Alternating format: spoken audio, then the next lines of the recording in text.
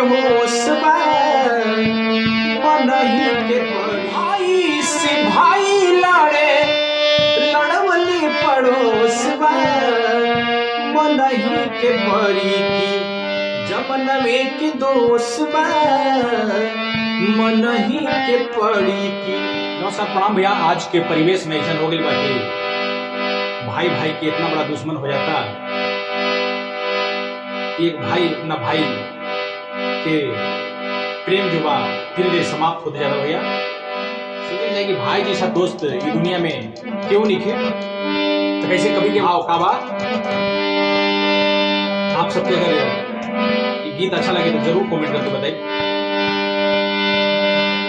भाई भाई के प्यार का होला। और घर में औरत के अइला के बाद भाई के प्यार बढ़ जाला, लड़ाई तक पहुंच जाला। कैसे का भाव बा।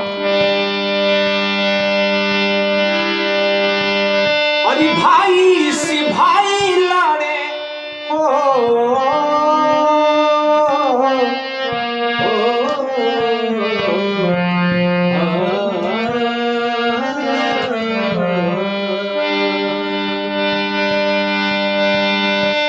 भाई से भाई लड़े लड़वली पड़ोस बा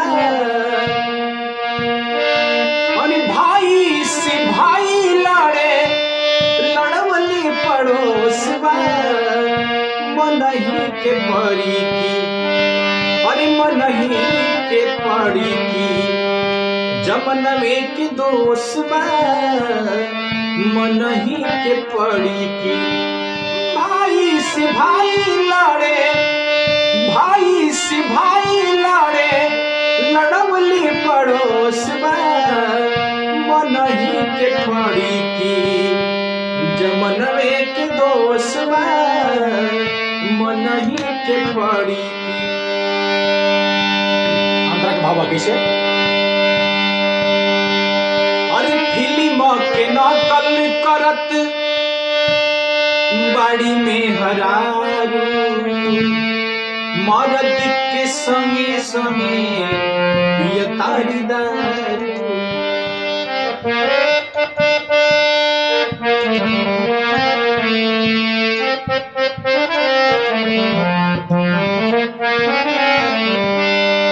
अरे फिल्म के नकल करत बाड़ी में हरारू बाड़ी में हरारू अरे मर्द के संगे संगे पियतारी दारू।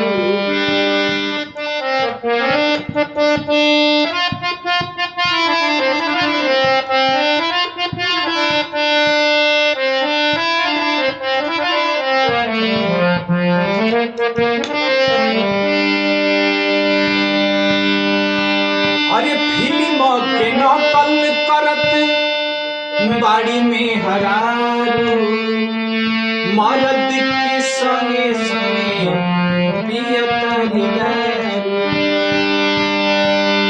अरे फिल्म के नकल करत बाड़ी में हरारू बाड़ी में हरारू अरे मर्द के संगे संगे पियतारी दारू। कैसे बाप के साथे आज के जमाना ऐसा हो गई बा, बाप के साथे आज बेटा भी साथे बैठ के पिए था। जमाना इतना बुरा हो गया। कैसे और बाप संगे बेटा पी के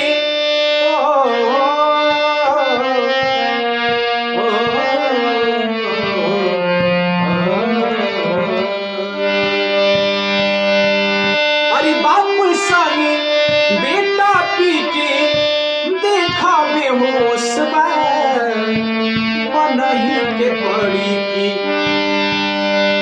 अरे बाप संगे बेटा पी के देखा बेहोश बा मनही के पड़ी की मनही के पड़ी की जमनवे के दोष बा मनही के पड़ी की जमनवे के दोष बा मनही के पड़ी की। अरे भाई से भाई लड़े भाई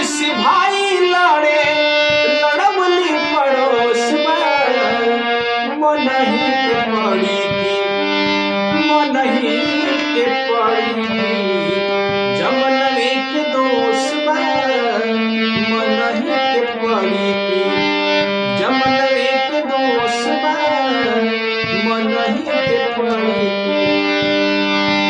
भाई से भाई लड़े भाई से भाई लड़े लड़वली पड़ोस बा मनही के पड़ी जमनवे के दोष बा मनही के पड़ी जमनवे के दोष बा मनही के पड़ी।